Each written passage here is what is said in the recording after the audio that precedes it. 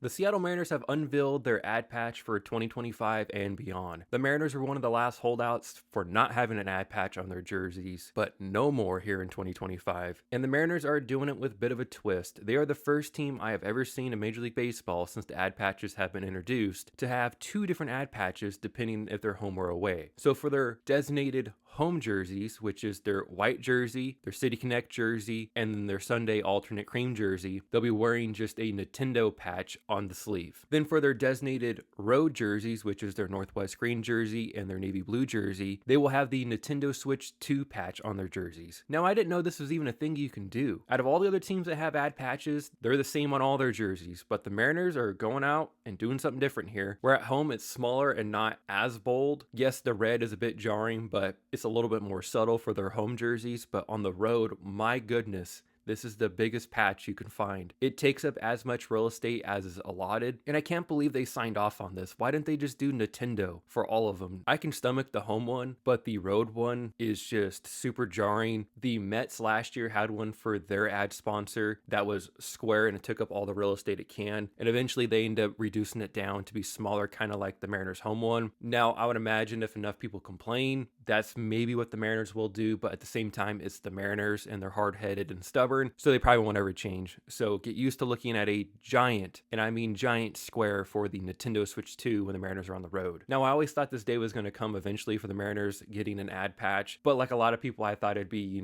Amazon or Microsoft or Starbucks or something. And why I didn't think of Nintendo, I don't know, because, well, Nintendo owned the Mariners for 30 years. You would think that, oh, that's a natural partnership, right? So here we are. Nintendo is the ad jersey sponsor for the Mariners for the foreseeable future. What I saw online is that there's no details about it yet, so I don't know if it's like a 3-year contract worth $30 million or a 5-year worth 50. I have no idea. I would imagine it's a few-year contract worth at least probably $10 million a year if I was to guess, but again, I don't know the details. I wish Nintendo was okay with more white on the patch with just Nintendo written in red. At least would look better on the home jerseys a little bit. And then on the road, doing a whole different jersey patch, I didn't know that was even a thing. I didn't know you could do that. So just that in of itself is kind of shocking. And again, though, it would look better if it was inverted. If the patch was white and the lettering was red, it wouldn't look as jarring at least, but it is what it is. And with that said, let me know your thoughts down in the comment section below. And while you're down there, if you could like the video and subscribe to the channel, it'd be greatly appreciated. Until next time, guys, everyone have a great day. Thanks for watching.